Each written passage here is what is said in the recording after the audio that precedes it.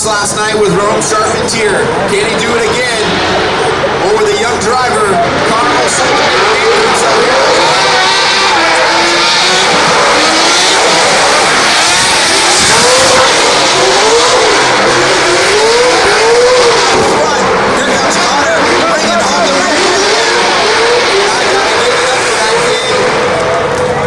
driver in the Prospect Championship, just making a name for himself. He just went up against one of the top guys in the sport. And walk us through this, Ken, as Rome takes the lead. Yeah, Rome, it doesn't seem like as far as having an issues actually. He had a pretty solid lead run up front. Pretty much hit all the marks on the outer zone, had a clean initiation, good transition into touch and go through the inside clip. But at the same time, Connor played it smart, kept it clean behind him, made really no major mistakes. The chase certainly seemed like it helped his overall value proposition in the whole scheme of things, right? Like, had he fallen off so much, then it might have been much more clear who gets the result here. Now you guys are left with a tough decision to measure run 1 and run 2 and who did better overall. Absolutely, and in Connor's case, I mean, you have to consider, like... Connor O'Sullivan gets the win, and it is unanimous. A big knockout right there. Sorry to cut you off. That's a big victory for Connor, but it was the combination of the run in run number 1 and run number 2, and just being more consistent overall. Right, I think the biggest factor for myself as a judge was just the mistake that Rome made in his chase and at the initiation and out of inside clip number 1. He seemed to struggle keeping up with Connor right before the finish line. All right, our next battle up, Jonathan Hurst and Casey Cole. Now I know Casey had a moment last night, talked to him a little bit afterwards. Thought he could have made a couple little adjustments to get the win.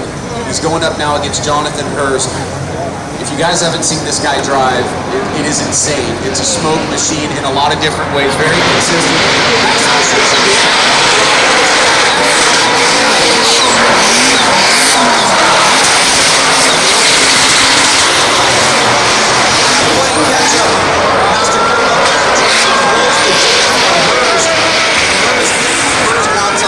Pretty decently, but that was amazing on outside zone 2 in the lead position. Yeah, Casey had a pretty aggressive chase at the initiation, all the way to outer zone 1. Unfortunately, outer zone 1, after transition to outer zone 2, he made a slight mistake right here, kind of ended up a little bit shallow, and straight up going towards outer zone 3. In the meantime,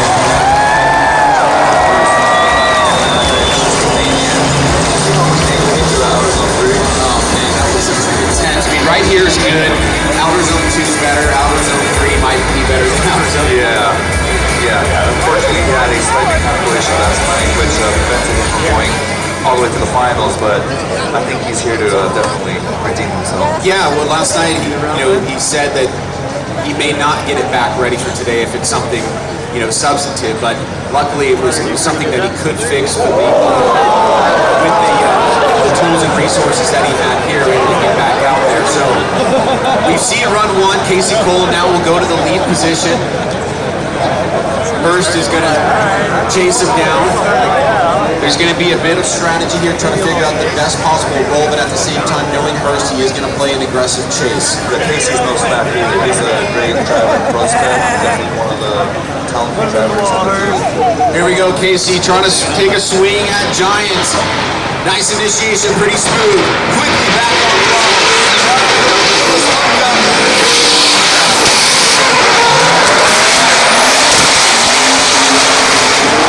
Looks like Cole may have had an adjustment coming off of outside zone 2. Very reminiscent of last night, almost the same place where he washed out last night. And it looked like, Ken, there was something starting to brew right in front of us here. It continued on, and then the run ended. Yeah, unfortunately for Casey, as soon as he left outer zone 2, he shallowed up quite a bit, really giving nowhere to go for Hurst in the chase. And we might have seen a little bit of contact actually from this. Yeah, I think so. And then after the touch and go, we saw Casey go way off of inside like number 1 towards the wall. So just like last night, he might be having some sort of a mechanical issue there. It's either the steering is binding or his engine's cutting off or something. which caused Jonathan Hurst to maybe even have contact there and then go off. Is the racing line on this track, so the inside line, not the wider line that you guys drive, is that much more gripped up than where we drive? So if you come on the inside, are you going to be, basically gripping up and trying to keep the car in drift? I mean, it depends. The conditions are constantly changing, but yeah, typically the area where there's more rubber is definitely grippier until the rain falls, like we saw last week. Yeah. But then, the closer you get to the wall, actually, then it's looser because there's a lot of tire debris right by the wall, and the tire debris actually has nowhere to go. Yeah, no, it is such a challenging track. Watching that drive on it is so impressive. So we saw Jonathan Hurst take the win there. He's moving on into the final four. Now it's Daniel Stuckey and Robert Thorne. This should be a really good battle. Two great drivers in the Pro Series. Robert Thorne, the former Pro Spec champion, making his way up. And Daniel Stuckey having some real impressive moments in the Pro Series, developing that program alongside Casey. And now ready to do battle under the lights here in Long Beach. Beautiful night here, still a little bit chilly. Much better than rain.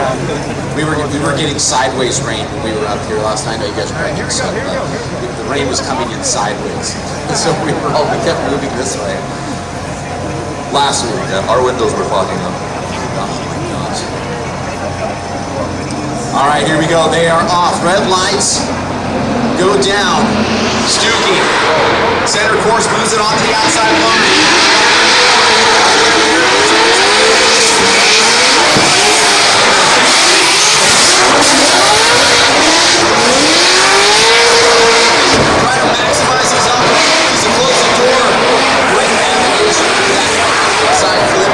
Drivers in a pretty clean lead run there to kick things off, Ken.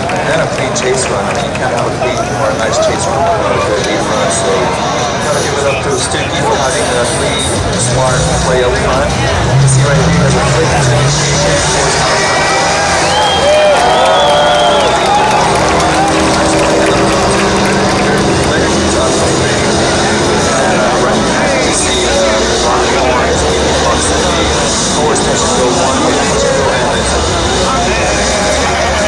For you, when you're driving from 1 to 2, are you trying to have max angle as soon as you enter the zone and outside zone 2, or progressively bring the angle on and drive maybe a little bit differently depending on what's going on with the lights on? Things like that. What's the goal there? I mean, the goal is to make it look as most dynamic and aggressive as we can.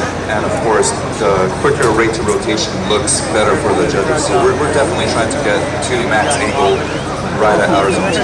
Yeah, no, for sure, that definitely does. I love when you guys go lock to lock, really fast transitions, looking aggressive, and still smoky. All right, here we go, run number 2, Robert Thorne. Fresh air out front. Oh, look at that!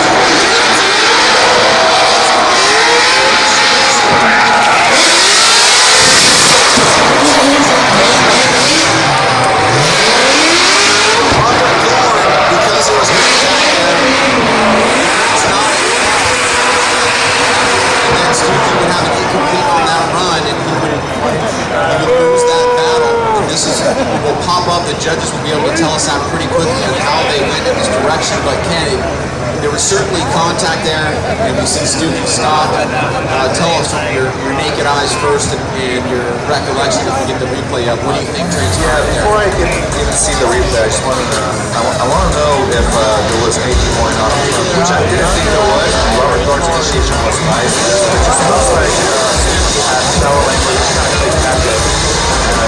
Couldn't get the car to slow down in time to get to outer zone 1. Unfortunately, had contact. So.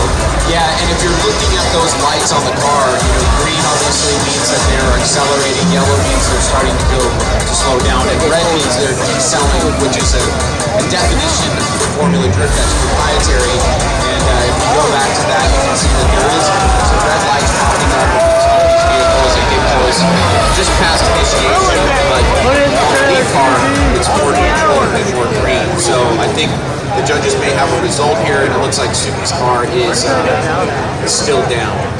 Yeah, good thing for us, we have a camera that's facing towards the starting line, so we can see everything that's going on all the way up to initiation.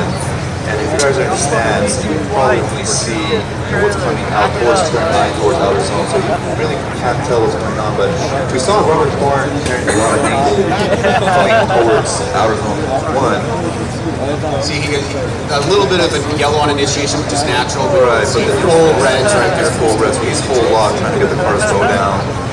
And unfortunately, we saw impact there. I mean, how, as a driver, when you're trying to, let's get the result here real quick, and it is going to be Robert Thorne getting the win, moving on. So we've now started to fill our bracket up all the way. We've got one more battle and the grade 8 on the right-hand side, and the final 4 are starting to lock up. But that battle will be a bye by Forrest Wayne. Kyle Mohan is out of competition, so that does mean that the final 4 is filled up completely. What I was kind of wanting to know is, you know, when you're coming into initiation as a chase driver and trying to figure out, you know, exactly when you should initiate relative to the other driver, is that a driver by driver type thing? Like, oh, I know that this guy goes middle course and then goes to the outside wall. I know this guy is getting red full. I know that this guy has this kind of initiation, and then you just adapt based on that and from what your spotter's telling you. Well, yeah, you're right. So the spotter's role is to basically be our eyes in the skies, and obviously us drivers, we don't know what every other driver is going to be doing out on track, and for the spotters, it's their job to know every single detail about our competition. So starting from practice, they'll be up here at the spotting tower watching each driver's initiation style, how aggressive they are in transitions, how close they get to outer zones, and then from their notes we'll decipher, okay, so if he's going to be at the wall in outer zone 1, or if he's going to be initiating by the second cone, I should anticipate that I should be sideways by his door at the second cone. All right, well, we are going to get Daniel Stuckey off course. We'll take a quick break, make sure the track is in good working condition, and come right back here and wrap up Super Drift.